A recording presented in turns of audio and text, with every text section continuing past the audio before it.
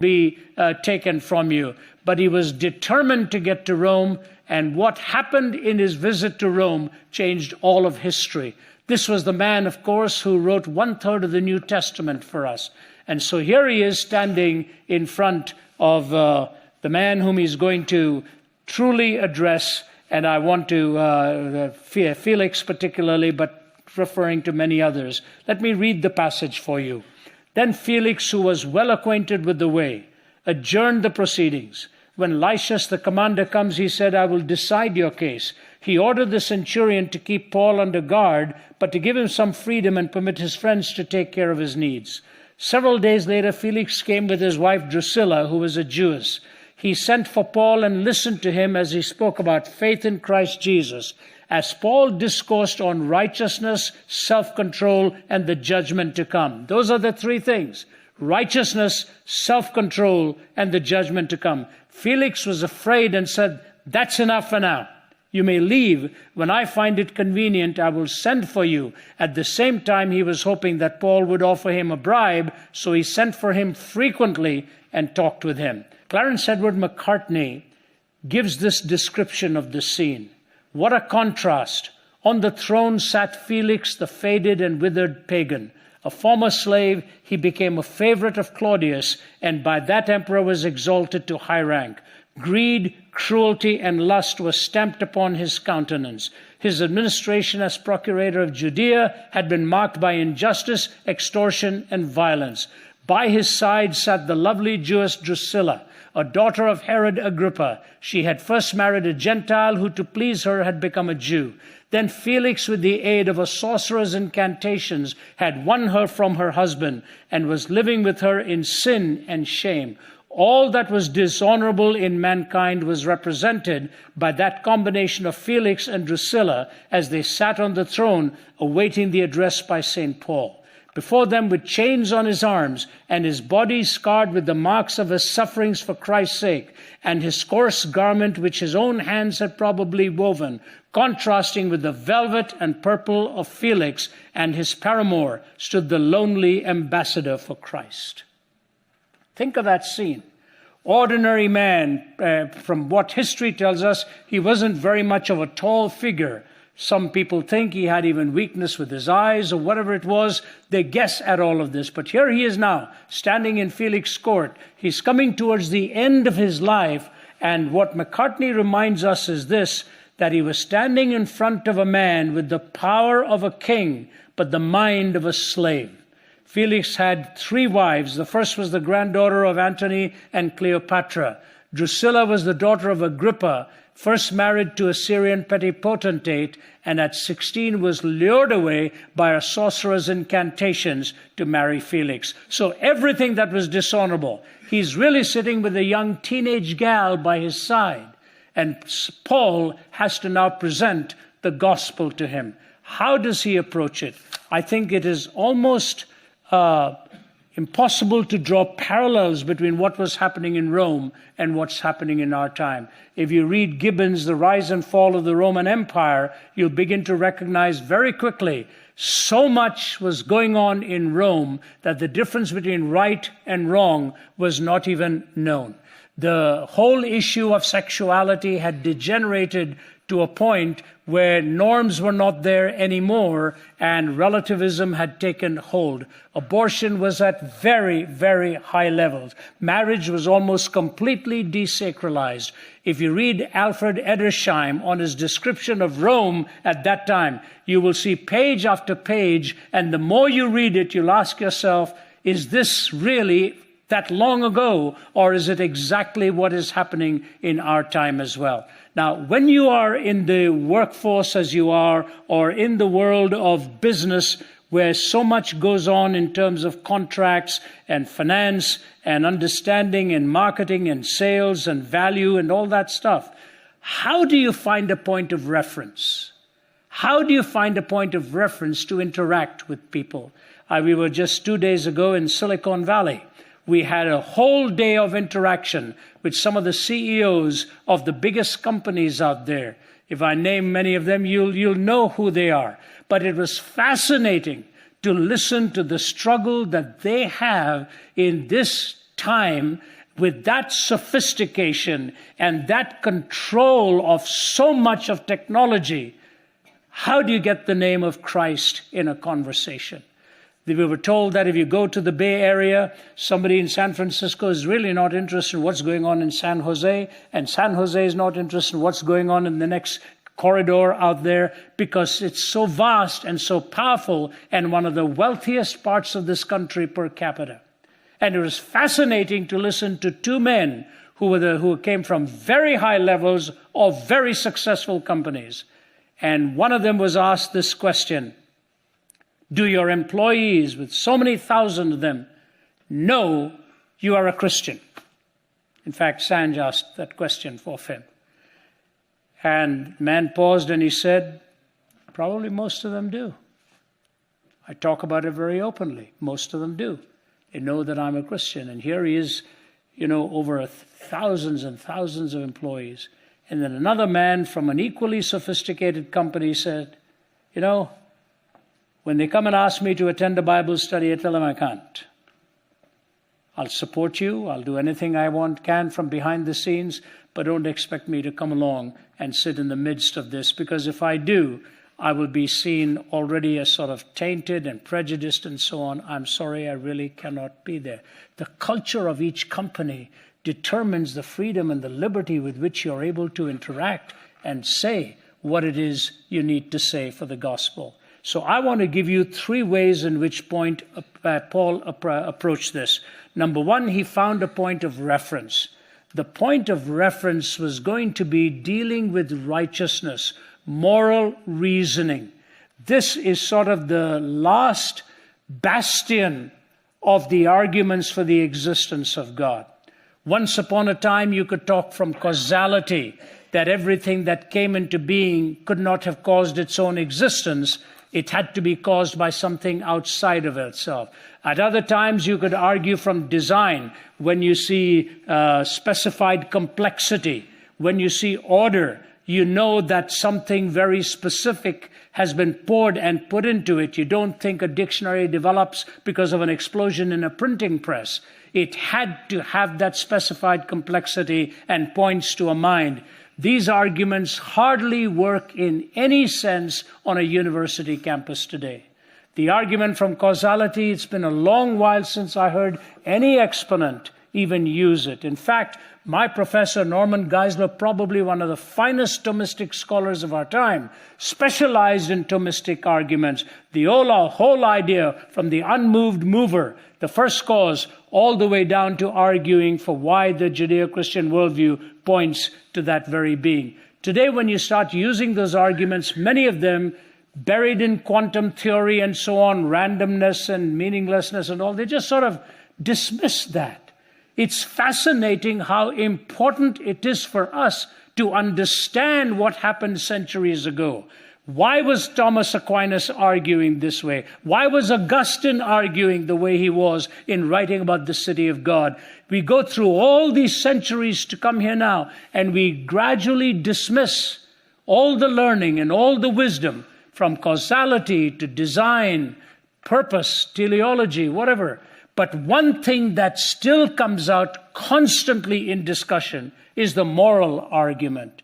How do we move from what is to what ought? How do we move from our subjective reasoning of this is okay to know this is not the way it ought to be?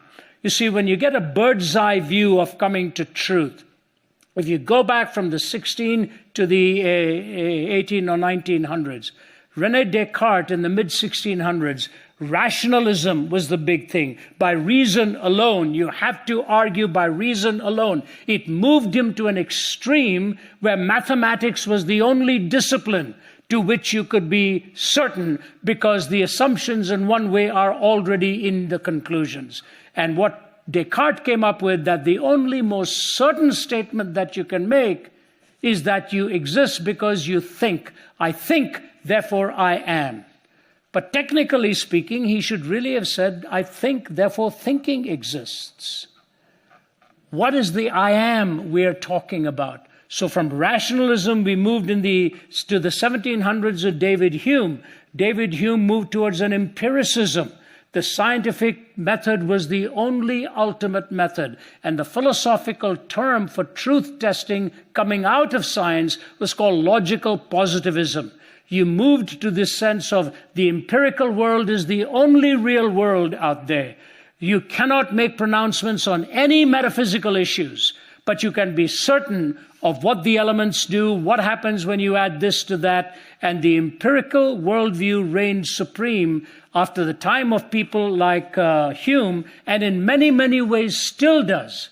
But the question you have to ask the empiricist is this: all right, empirical truth is verifiable truth, testable truth, and therefore you posit statements. My question is this: what gives the scientist the necessity to tell the truth about his findings? What makes it necessary for a man who's doing research or a woman who's doing research to say, when I do this and this and this is what actually develops?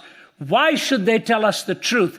That is not an imperative extended from the scientific or empirical worldview. That gets into the metaphysical worldview and, if you will, really in the spiritual worldview. In fact, Immanuel Kant, who believed that you could come to an ethical perspective apart from the revelation of God, his fundamental ethic, coming from the categorical imperatives and so on, was always tell the truth. Always tell the truth. But then people started introducing things like this. All right, you've got your wife and children in the back room there, and a man comes in with a blazing gun in front of him, and he says, you tell me where your wife and children are, and I'm going to get them, I'm going to kill them. Do you tell him the truth at that time? All the theories that developed by bringing in exceptions ended up with dying the death of 1,000 qualifications. So you moved from that kind of categorical imperative to utilitarianism, the greatest number of good for the greatest number of people. If you talk to a Muslim in the Middle East and you talk to a Christian in the West, what the two people think is the greatest number of good for the greatest number of greatest amount of good for the greatest number of people be two very different things. You see, a man talking from ISIS might say, the greatest good for my part of the world is to kill everyone who doesn't bend his knee to the God I worship. And the greatest good for the greatest number of people in the world is if somehow you can get rid of the West and get rid of Christianity. They truly and fondly as ideologues believe that. So from the categorical imperative to utilitarianism, you moved ultimately to the writings of Nietzsche in the 19th century. And Nietzsche was born 1844, died in 1900. He was the son of a pastor. He was a grandson of two pastors. Both his maternal and paternal grandparents were actually in the pastorate. So imagine that, raised in a home of true belief in the supernatural, he rejected it all and coined the phrase, God is dead. And he made the comment, since God had died in the 19th century, what games can we invent in the 20th? Because we used a sponge to wipe away the entire horizon. Is there any up or down left? Will we not need lanterns in the morning hours? His metaphors were poignant. And he went on to say, because God had died in the 19th century, the 20th century will become the bloodiest century in history. He was right. In the 20th century, we killed more people in warfare than the previous 19 centuries put together. Acharya Vinoba Bhave, the Indian sage, said, in the pre-modern world, violence would be relative. In the modern world, violence would become an absolute.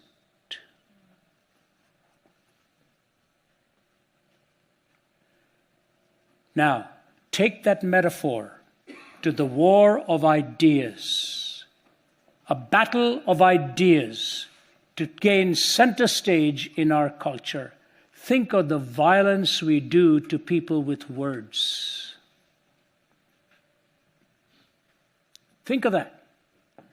Think of how much laceration goes on for the destruction of somebody.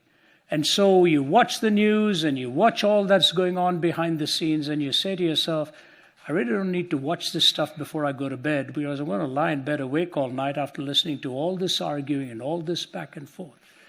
You see why, ladies and gentlemen?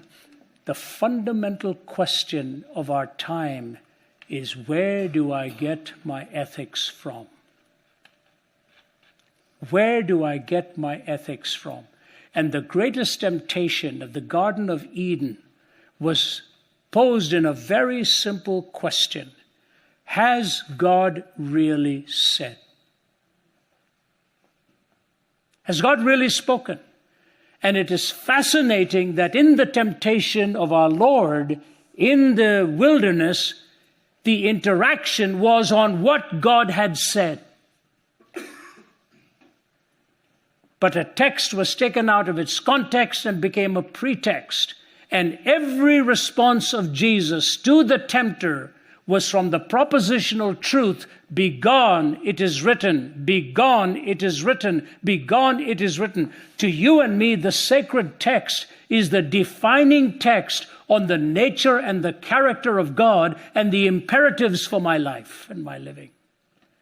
That's where we come from in this whole issue of righteousness. But that's why Luther struggled with this thing. And as we are about to end the 500th year of the Reformation, Martin Luther at one point almost cursed God, and he said, "It is impossible for me to be a righteous man. I cannot do what you're asking me to do. I've tried." Luther's struggle was not that he was a bad Catholic, but that he was a good one. He struggled with this idea of, how do I find faith? How do I find righteousness? I've toiled, and you sort of up and down, you struggle and struggle, till it dawned on him in that glorious study of the book of Romans that righteousness was not an attainment, it was the gift of the very Son of God, just as faith was in him. You cannot attain it on your own. The righteousness of God comes as a gift, and the covering and the internal imperatives to you. And the temptation that stands out to me in the book of Genesis, every time I read it, I go through the scriptures every year. Every time I read those early chapters of the book of Genesis and see violence right in the first 3 chapters there as murder comes into the first family, it all hinged on one question, one command. Do not eat of the tree of the knowledge of good and evil. God said, because the day you do it, you're going to die. And the tempter said, no, it's exactly the opposite. The day you do it, you will be as God. The opposite ends of submitting to God or playing God. And what happens when you play God is exactly the kind of world in which we are now living. And Lotz was talking about the fact that we are living in Romans 1. We see ourselves spiraling down, till the heart is shattered and the heart is broken.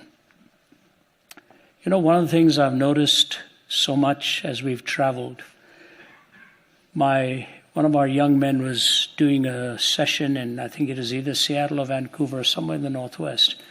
And he said to me, Ravi, what happened at that conference was so suddenly brought to all of us in a way that we never expected. It was for junior high kids. And this 14-year-old comes to the microphone. And he looks at the panel. My colleagues were on the panel. And he says, I just want to ask one question, and I want your answer to be true. I have just one question. What does my life really mean? He said, I've tried again and again to take my life. I haven't succeeded.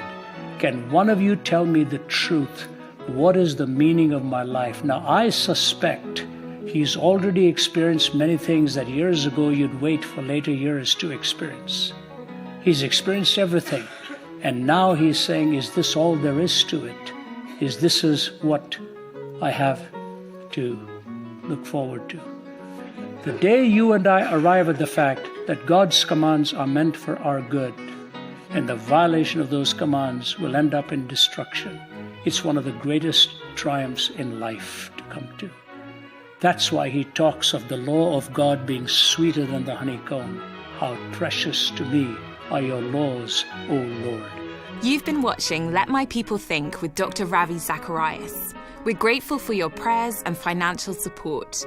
If you'd like to know more about this ministry or would like to donate to our efforts, you can call us at 1-800-448-6766 or visit us online at www.rzim.org. You can also stay connected to RZIM through Twitter and Facebook. Our mailing address is RZIM, Post Office Box 1820, Roswell, Georgia 30077. What is our message? Our message is very clear. For God so loved the world that he gave his only begotten Son, that whosoever believes in him should not perish but have eternal life. The fact of the matter is we know what the mission is. We know what the method is, and we know what our message is. Without you, we can't do it. We will love people.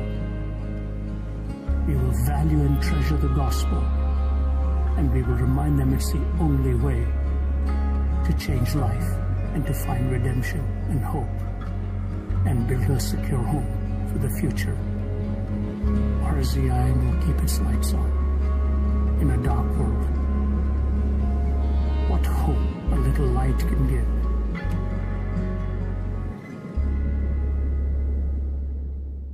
The purpose of RZIM is to engage meaningfully with the questions and heartfelt issues of our culture. We do that in areas of business, academia, politics, the arts, and media. We live in an age of confusion, and people from every continent are beginning to wonder whether there are any answers to life's biggest questions. And this has provided a remarkable opportunity for the gospel of Jesus Christ. RZIM consists of over 50 speakers and adjuncts operating in over 20 countries, working at every level to reach those who shape the culture of a country and its future direction with the gospel. In addition to taking the gospel to various